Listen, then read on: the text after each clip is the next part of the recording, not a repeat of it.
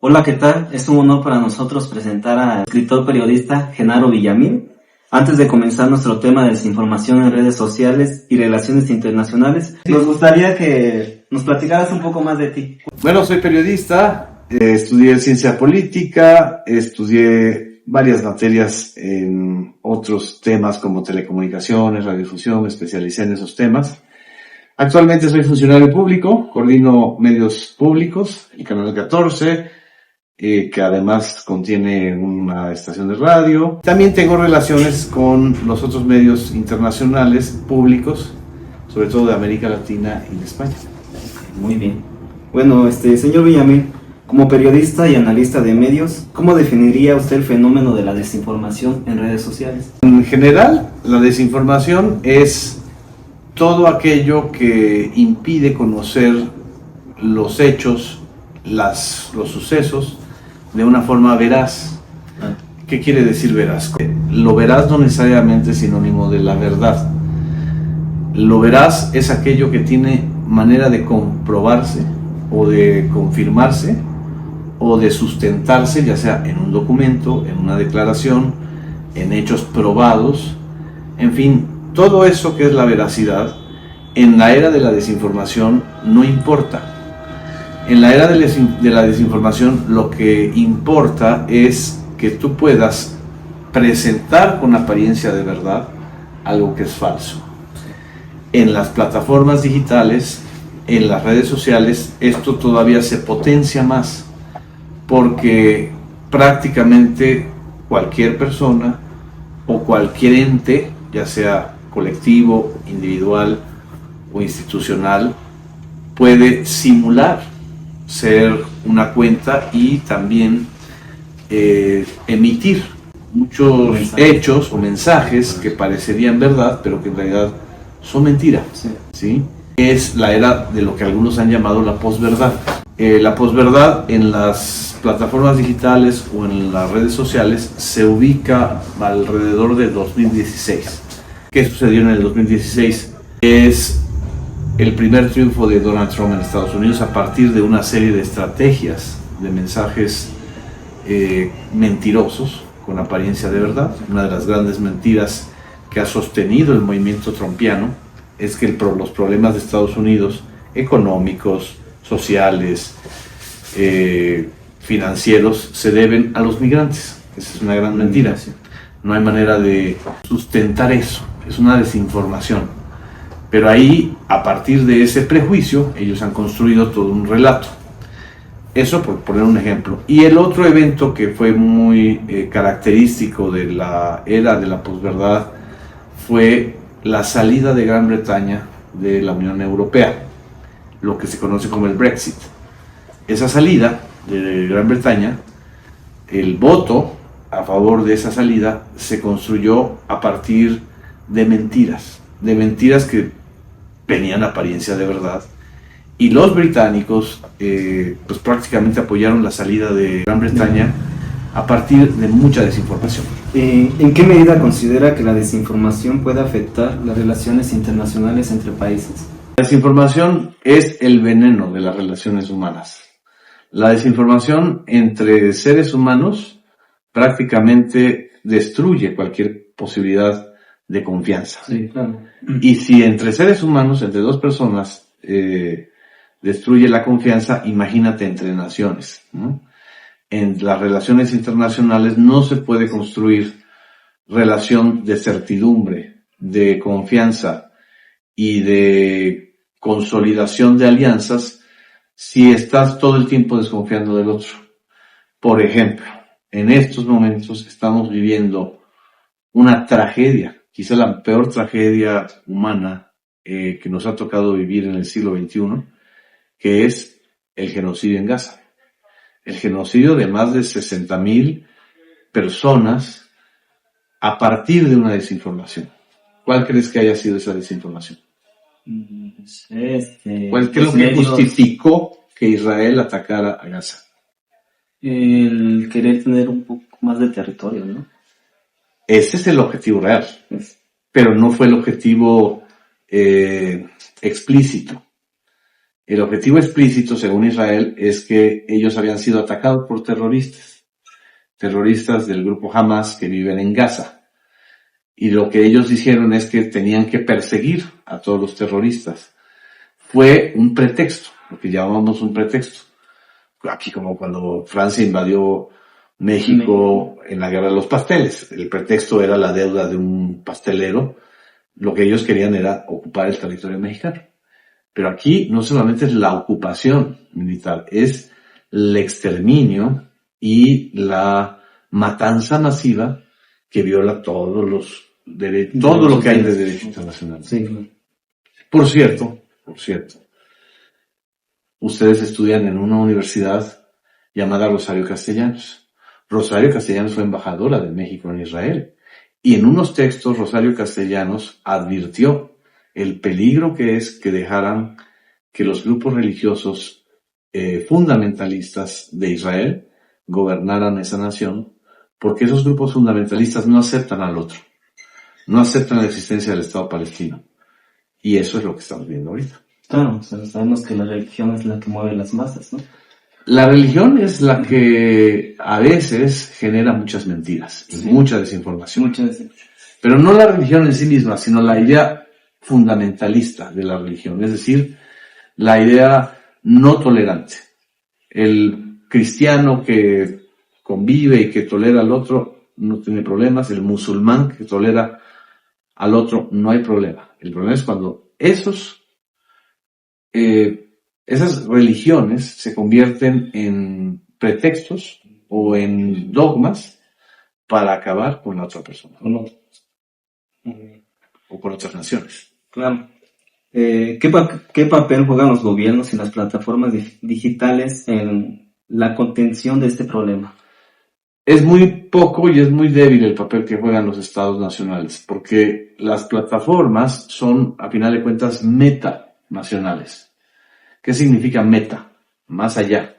Es decir, son transnacionales. Son empresas que tienen una influencia en muchas naciones.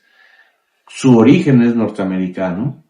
Los capitales que alimentan esas plataformas son norteamericanos, pero al actuar dentro de las legislaciones o de los territorios de México, de Argentina, España, Brasil, cualquier nación europea o asiática, ellos deberían ser regulados por las legislaciones nacionales. Y lo que ocurre es que estas grandes plataformas prácticamente le dan la vuelta a la legislación nacional y crean sus propios criterios. Un ejemplo muy claro, Google. Google es el buscador más importante del mundo, tiene 2.000 millones de personas consumidoras y por sus pistolas Google decidió que en Google Maps el Golfo de México, este que traigo aquí, se iba a llamar el Golfo de América, violando los tratados náuticos, los tratados internacionales, y por eso el gobierno de Claudia Sheinbaum metió una demanda contra Google por justamente desinformar. Claro. Ese es un ejemplo, por ejemplo. Sí, gracias. ¿Ha identificado usted algún caso en específico donde una campaña de desinformación haya alterado la política exterior de un país? Muchos. ¿Nos podría comentar alguno? Un caso de desinformación que haya alterado la política internacional de un país. Casi todas las guerras entre naciones, la invasión de Rusia a Ucrania, por ejemplo, parten de la desinformación. ¿Cuál fue el pretexto de Rusia para invadir Ucrania? Que los ucranianos se querían quedar con un territorio llamado Crimea, la península de Crimea, que históricamente ha sido parte de la nación rusa, ¿no? O lo que fue el imperio ruso, mucho antes de la Unión Soviética. Eso obligó a Ucrania y a Europa entera a tener que tomar cartas en el asunto y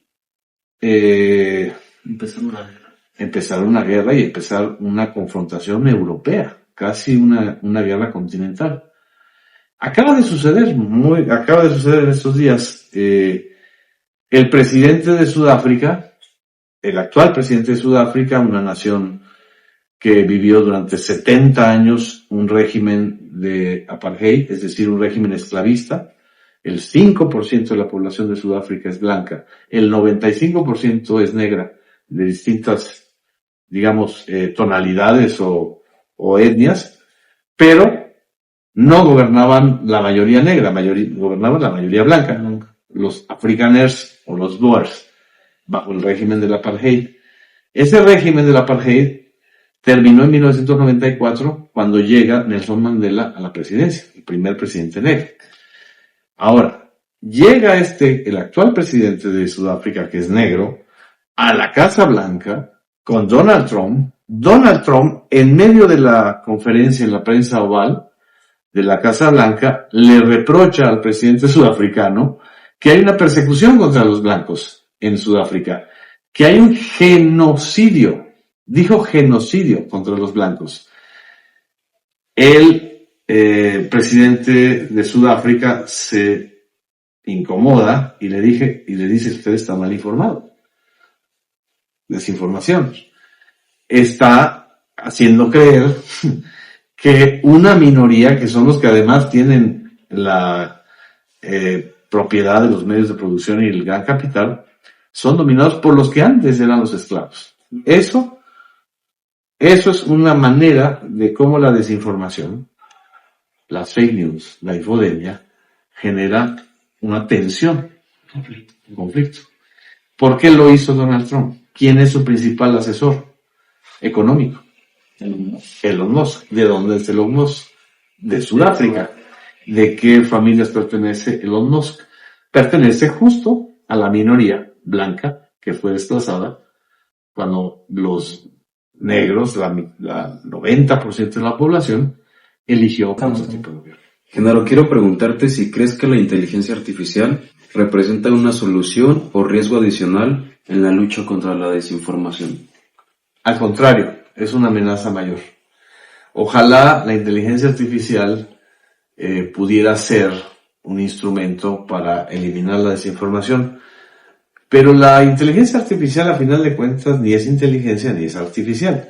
Es un insumo tecnológico, un avance tecnológico de la automatización. Es decir, si nosotros nos vamos a la definición de lo que es inteligencia artificial, son los procesos de automatización que permiten que las propias máquinas puedan, o los propios insumos digitales, puedan elaborar dinámicas de discurso o de hechos o de trabajo.